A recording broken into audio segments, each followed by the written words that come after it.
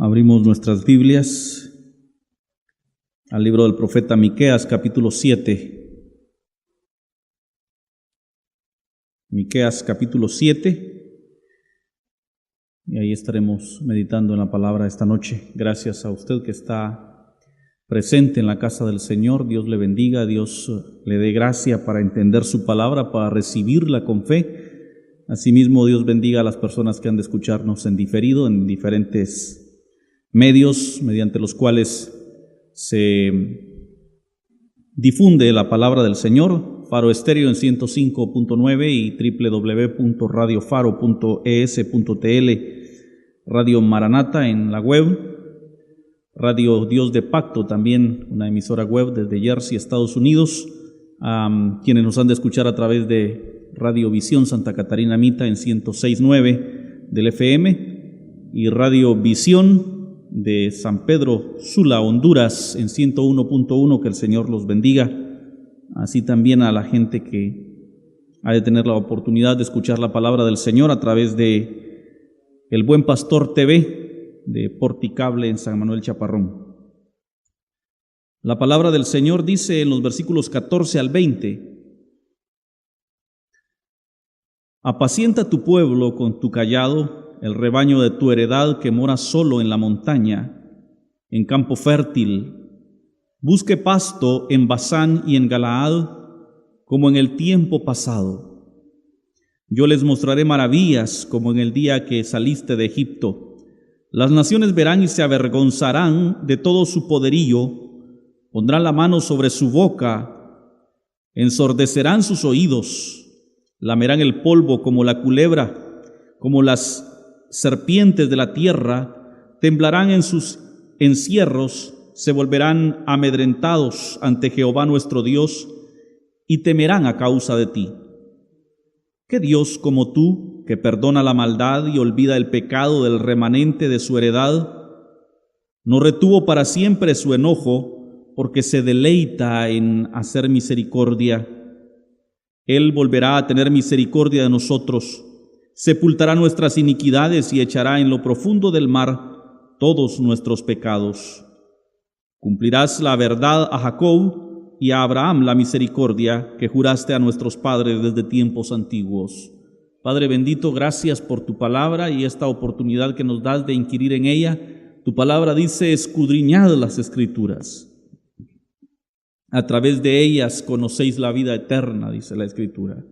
Y en esta noche, Señor, venimos a tu palabra con fe, con el deseo ferviente, Señor, de conocerte más. Pedimos que nos bendigas, Señor, dándonos entendimiento de la misma. No tomes en consideración la pequeñez de tu siervo, mi indignidad, mi incapacidad, mi pecado, mi humanidad. Tan solo mira, Señor, la disposición de mi corazón. Señor, que hoy pongo delante de ti, a tu disposición, a tu servicio, lo que soy, lo que tengo, lo que puedo. Así que, Señor, glorifícate hoy en el nombre de Jesús.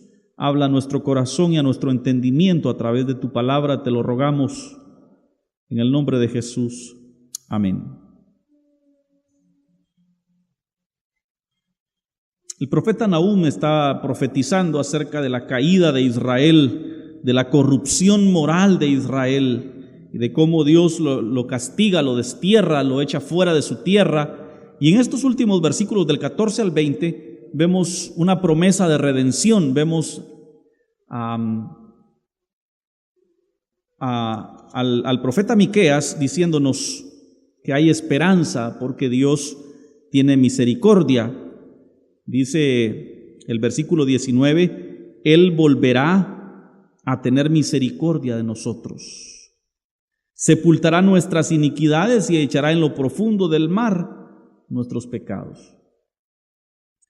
Mire, la vida nos golpea muchas veces y nos vemos de pronto confrontados ante nuestra propia humanidad y pensamos de pronto que lo que vivimos es castigo de Dios, o que de pronto Dios nos ha olvidado, nos haya abandonado. Hay mucha gente incluso que al reconocer su culpabilidad no buscan confesarlo y arrepentirse, sino que al contrario, se echan a la perdición, se echan a la desgracia y dicen, bueno, yo ya no tengo perdón, yo fallé, yo pequé y ahora pues, ¿qué hago de mi vida? Y se entregan a la desgracia de este mundo, no teniendo en consideración el perdón tan amplio y la gracia bendita del Señor. Si una cosa podemos y debemos hacer es confiar en las promesas de Dios. No podemos venir delante de Dios y preguntarle a Dios ¿por qué? ¿Por qué me pasa lo que me pasa? ¿Por qué suceden las cosas que suceden? ¿Por qué a fulano sí? ¿Por qué a mí no? ¿Por qué? ¿Por qué? ¿Y por qué? Eso es irreverente delante de Dios. No somos quienes para preguntarle nada. Al final de cuentas, Él sigue siendo Dios. Pero tenemos el lado bueno de Dios, el lado agradable, esa contraposición al Dios que es fuego consumidor, que es el Dios que es amor. Y Él en su amor infinito nos dejó promesas preciosas en su palabra. Y es ahí donde nosotros, aunque no podemos preguntarle por qué, sí podemos confiar en que, aunque las cosas parecieran no ir en ese orden, al final de cuentas su palabra, su promesa se va a cumplir. La invitación es para que nos volvamos a las promesas del Señor. Por eso es que es bien importante conocer la Biblia. La palabra de Dios nos tiene una cantidad enorme de promesas del Señor que confortan nuestra vida, que nos fortalecen, que nos instan a seguir adelante, a luchar en la vida. Si nosotros desconocemos la Escritura, si nosotros desconocemos la palabra de Dios, entonces Satanás haya cabida en nuestro corazón y en nuestra mente. Y nos dice, ¿qué estás haciendo en la iglesia? Vos no servís para nada. Ya le fallaste a Dios. Estuvieras mejor en el mundo.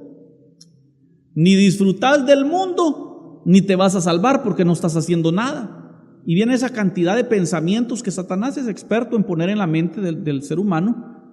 Y es ahí cuando debemos de conocer la Escritura. Satanás se presenta delante de Jesús en el desierto y le dice, ¿tienes hambre?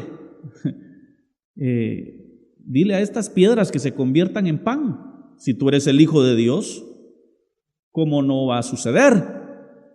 Y Jesús, que conocía la palabra, le dice, está escrito, la Biblia dice, no solo de pan vivirá el hombre. Lo vuelve a tentar Satanás y le dice, mira, la Biblia promete, o sea, Satanás, después de que Jesús le contesta con la Biblia, ahora Satanás trata de utilizar la Biblia para engañar a Jesús y le dice, mira, la Biblia dice que a sus ángeles mandará cerca de ti para que tu pie no tropiece en piedra, arrójate en este precipicio. Y Jesús le vuelve a contestar con la Biblia, no tentarás escrito está, no tentarás al Señor tu Dios. Entonces, hermanos, la victoria sobre cualquier adversidad, sobre cualquier tribulación, es que conozcamos la palabra de Dios y especialmente sus promesas. Conocer a Dios en su totalidad, entender a Dios en su totalidad es imposible. Nosotros sabemos que para llegar a X lugar el camino es abordar, para ir a Jalapa tengo que subirme en un bus, pararme de aquel lado de la calle y subirme al bus que dice Jalapa, Guatemala y pagar 6 quetzales y llegar.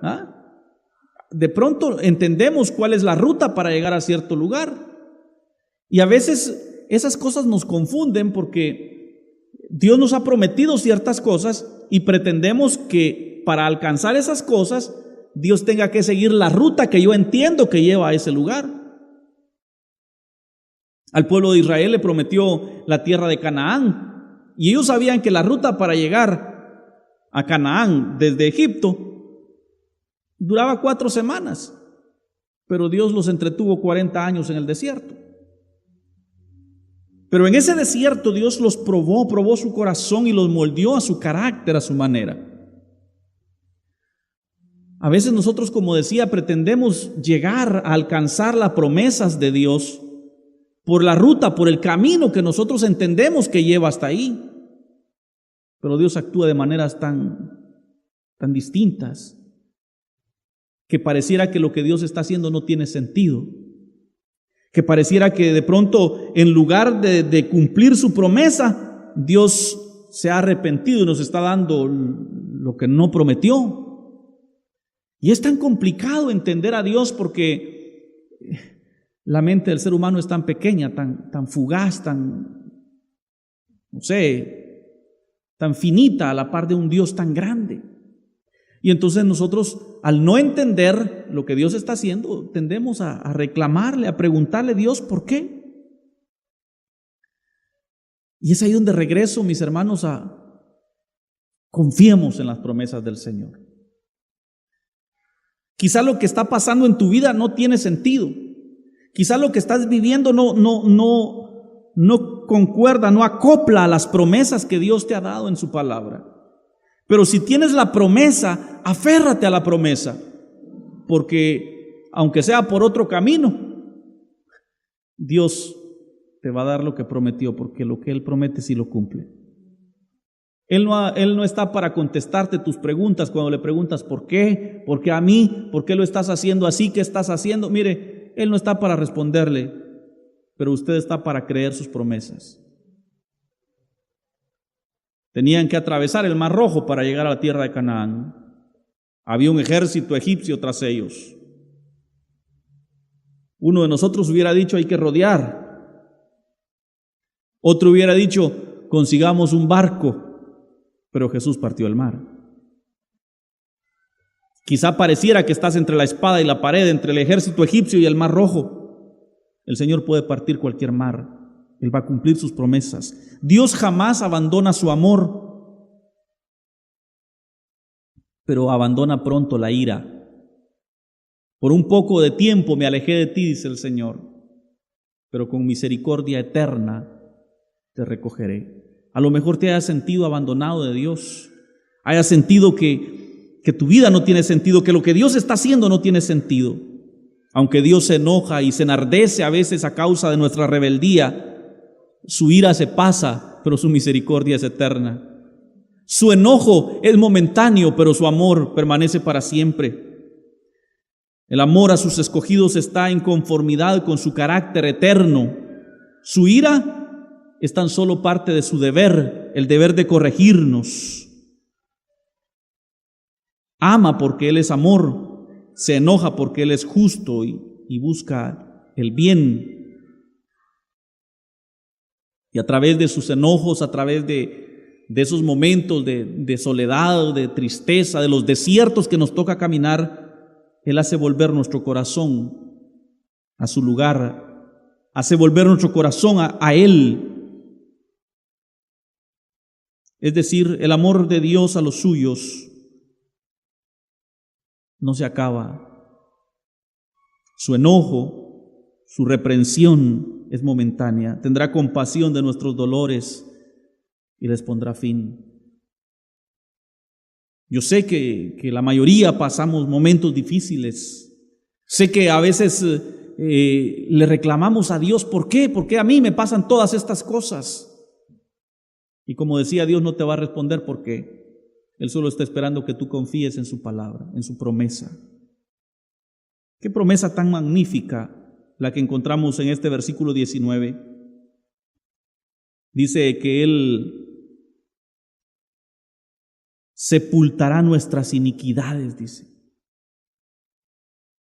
Echar al olvido todo lo que alguna vez de nosotros le desagradó.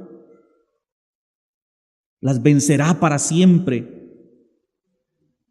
Nuestras perversidades, nuestro corazón rebelde procura esclavizarnos, pero el Señor nos dará la victoria con su mano derecha.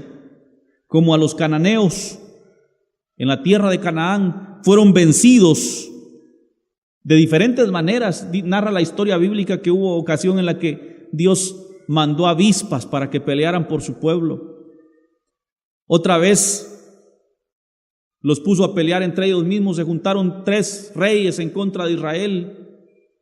Y dice que Joacás le pidió a Dios, le suplicó a Dios, porque ellos eran un pueblo pequeño. Y dice la Escritura que le dijo Dios: salgan, pónganse firmes, salgan a la batalla, y de lejos verán la salvación que Jehová hará por ustedes. Porque esta no es la guerra de ustedes, es la guerra del Señor. Y narra la historia que aquellos pueblos se juntaron para pelear contra Israel y en el punto para pelear contra Israel agarraron a pelearse entre ellos y se mataron todos, dice, no quedó ni uno solo. De maneras tan inverosímiles Dios se manifiesta. La historia de la derrota de la ciudad de Jericó, emblemática de la Escritura. No se necesitaron armas de guerra, no necesitaron lanzas, ni flechas, ni escudos. Tan solo se necesitaron trompetas y la garganta para gritar: bendito Jehová de los ejércitos, no hay Dios como Él. Oh, la guerra de Gedeón no necesitó espadas una vez más, no necesitó ondas como la de David, no necesitaron escudos ni arcos, un cántaro y una antorcha llevaron y trompetas. Y ahí Dios se manifestó. De esa misma manera serán vencidas todas nuestras tribulaciones, nuestras luchas, nuestros tropiezos y toda la adversidad que nos toca vivir en esta tierra será sujetada al poder y al señorío de Cristo y finalmente serán destruidas, porque la promesa es que el Señor sepultará nuestras iniquidades. Y cuán gloriosamente es quitada la culpabilidad de nuestros pecados. Mire cómo dice: echará en lo profundo del mar todos nuestros pecados. Todas las razones que Dios tuviera para tratarnos con disciplina, con dolor, todas las razones que Dios pudiera tener de pronto para disciplinarnos, para corregirnos, para usar azote y vara contra nosotros, todas esas razones, dice la Escritura, que Él las quita y las echa al fondo del mar. Todos nuestros pecados, sí, por numerosos que sean, los echará.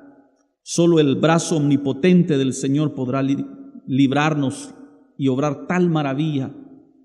El hombre perdona, pero no olvida. Dios echa a lo profundo del mar nuestras rebeliones. En lo profundo del mar, en donde se hundieron Faraón y sus ejércitos, allí también el Señor echa al olvido todas aquellas razones que alguna vez Él tuvo para corregirnos. No las echará a flor de agua por encimita, de donde podrían salir con la marea, sino que serán precipitados en lo profundo del mar nuestros pecados. Esta promesa me dice, mis hermanos, que por muy difícil que sea la adversidad que estemos pasando, el Señor siempre se acordará de tener misericordia. Que Dios como tú, que perdona la maldad y olvida el pecado del remanente de su heredad, no retuvo para siempre su enojo, porque se deleita en hacer misericordia.